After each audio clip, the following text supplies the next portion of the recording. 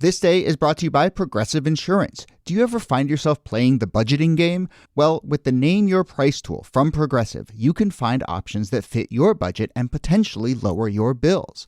Try it at Progressive.com. Progressive Casualty Insurance Company and affiliates. Price and coverage match limited by state law. Not available in all states. I want to take a moment to tell you about the Electronic Frontier Foundation and their podcast, How to Fix the Internet. For 35 years, the Electronic Frontier Foundation has been fighting to make sure that when you go online, your rights go with you. EFF has rescued podcasts from patent trolls, helped encrypt the web to protect your privacy, and prevailed in lawsuits against government secrecy and surveillance.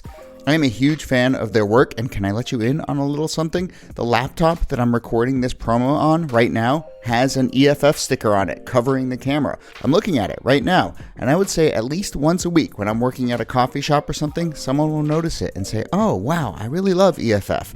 I have long admired and supported their work to protect our rights online, and I am really excited to tell you about how to fix the internet. If you care about digital rights, privacy, or even just have questions and concerns about how to make technology work for us rather than the other way around, How to Fix the Internet and EFF are here to help. Season 6 is out right now. You can visit EFF.org/podcast to listen. That's EFF.org/podcast for How to Fix the Internet and to join EFF.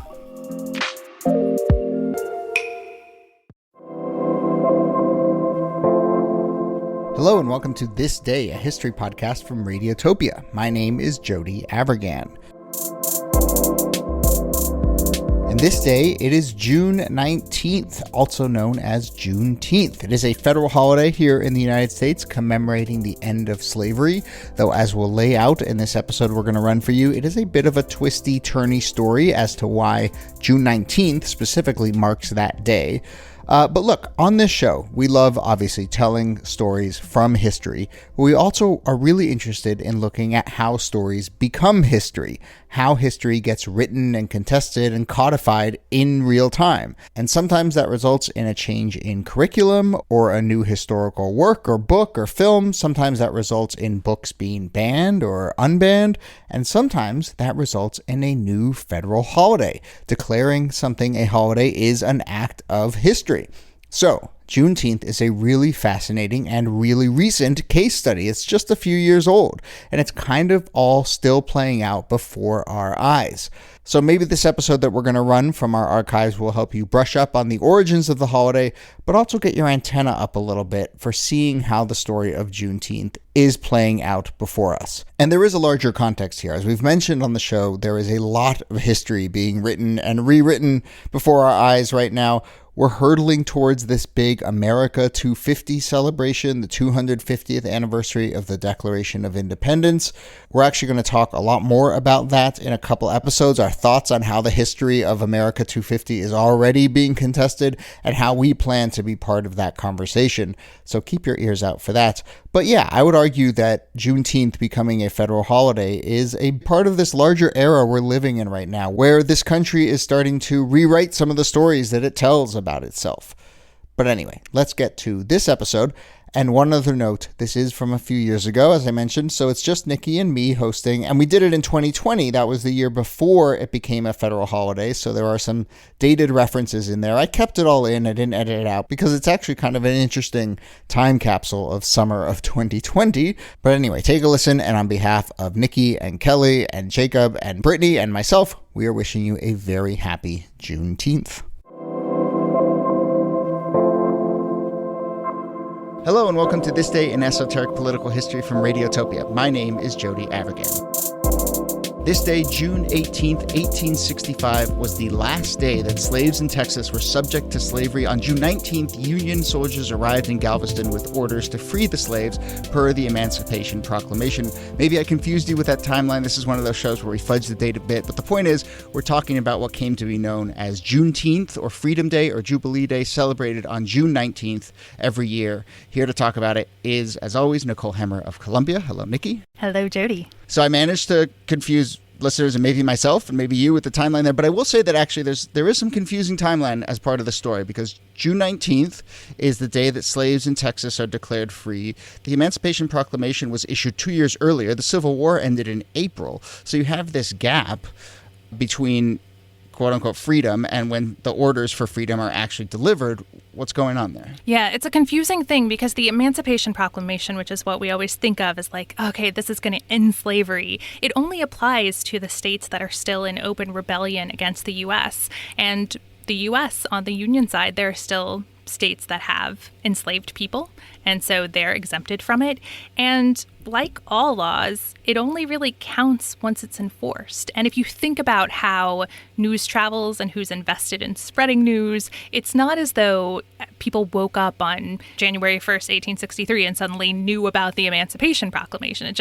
It wasn't something that was spread often throughout the South. It traveled through rumor networks, but it didn't have force behind it. And so it's not the moment when people actually were able to be free. Yeah, and it's information that was actually actively withheld in some cases. I mean, there are reports of slave owners not telling their slaves that the Emancipation Proclamation had come down, or even in Texas around Juneteenth, some slave owners waited until the end of the harvest, until the fall, and then told their slaves and freed their slaves. So yes, an important reminder of how information gets spread. I want to talk a little bit about Juneteenth as a sort of a holiday and a celebration and so forth. I mean, it is one of these days that we can go through a little bit of the history of it, but it's one of these days that really has meant different things in different eras. And so it was for a long time, up until kind of the 20s, sort of a Texas celebration, right? Yeah, and that makes sense, right? It was this holiday that was about freedom in Texas. Like, this is when the news comes to Texas, and freed people throughout the state would celebrate this day. And there were some celebrations that sort of trickled out to other states, but this by and large was a Texas celebration. And, you know, Texas itself is an interesting state. It had been a country of its own for a while. And so that sort of Texan pride, I think, gets wrapped up in some of that state celebrating. I mean, what does it say? Or does it say anything that the celebration of emancipation that is, potentially turning into a major holiday around the country, as we'll discuss, comes from Texas and not from what we think of as a more kind of core Confederate slave-owning state? I think so, because just as Texas was sort of outside of the reach of the Union Army in a lot of ways. I mean, that's one of the reasons that this news got there so late to Texas and why it was enforced so late, is because there weren't a lot of soldiers on the ground to enforce emancipation. There was also just more space in Texas for this kind of celebration to develop. I mean, if you think about the way that Reconstruction in places like Mississippi and Alabama, that Black freedom was brutally circumscribed, there was just a little bit more space for Black culture to thrive in Texas.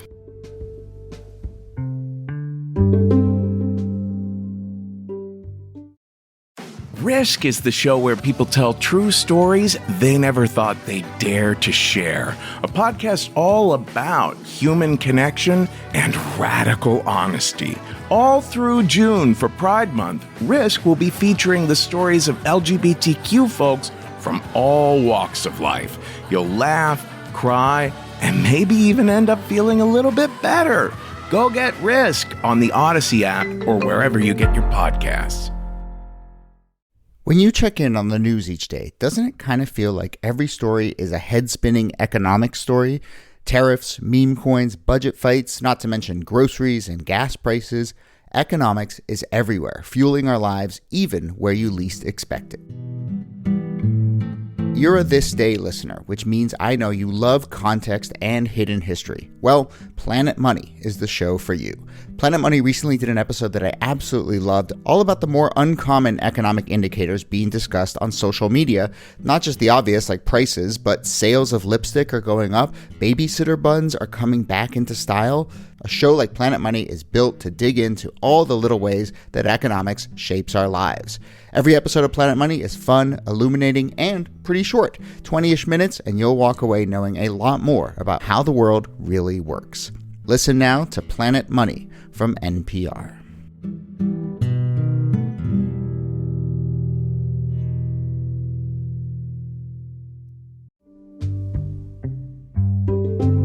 So Juneteenth is, as we've been describing, somewhat of a Texas celebration, Texas holiday. In the 20s, during the Great Migration, Isabel Wilkerson, in her book, The Warmth of Other Suns, fantastic book. I will say, I cannot wait for her new book to come out. Good God. Totally agree. For that.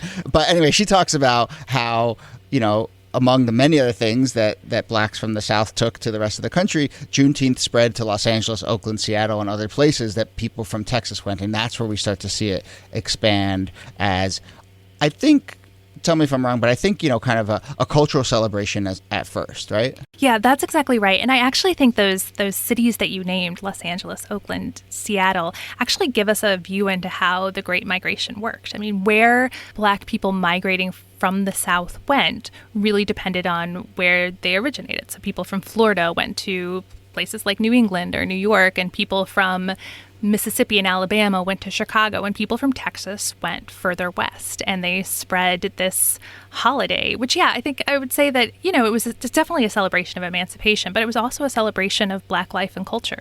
Yeah, it is interesting. I'm a little out over my skis here, but I wonder if it had come from another state and ended up along migration patterns that it ended up in maybe Chicago or certainly on the East Coast, if maybe it would be more widely celebrated or more widely expected just because those are the centers of political power or something? Centers of political power and centers of media as well. Like, you could imagine that if Juneteenth was centered in a place like DC and New York, it was certainly celebrated there, but if it had been centered there, that it might have gotten a little bit more attention. Although, again, like, the Black press and the white press were still pretty separate institutions well into the 1970s and 80s. Sure, and even to today, I mean, we certainly see a gap, and I think, we're recording this, we're doing this, it's not a coincidence that we're sort of keen to do this right now because there is a conversation specifically around Juneteenth, and so let's talk about it as a potential holiday, and then a little bit about how holidays come to be. We don't have that many federal paid holidays in this country. We have New Year's Day and New Year's Eve, Memorial Day, Independence Day, Labor Day, Thanksgiving.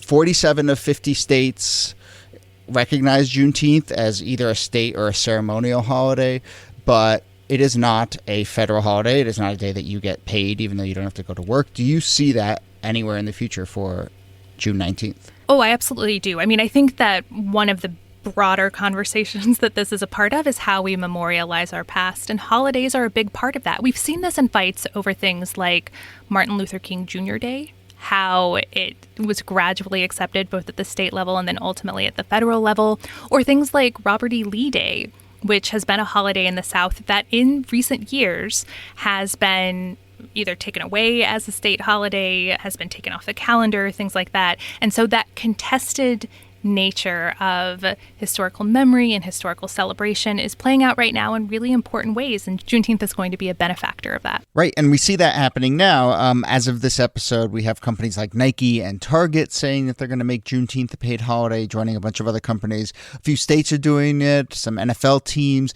and there was this Trump rally in Tulsa, which was originally scheduled for Juneteenth on Friday, and then he moved it under pressure to the next day, Saturday, which I'll just add two notes to that. I mean, one, what does it say that everyone, even Republicans, concede that Trump doing a rally on Juneteenth would be insensitive? Maybe that tells you something. And in general, with COVID, this rally should not be happening. It checks every box for how you spread this disease. It is madness to me that it's happening, but this is not a news podcast. This is a history podcast. So I will say that, your point about framing of holidays as contested historical spaces is actually really smart, because it's a reminder that there's always an opposition side in these cases. So like Martin Luther King Day, we shouldn't forget how long it took, how shameful it was that it took that long to gain widespread recognition. There were holdouts well into my adult lifetime. So we're seeing it with the monuments, and we're seeing it with the Confederate flag.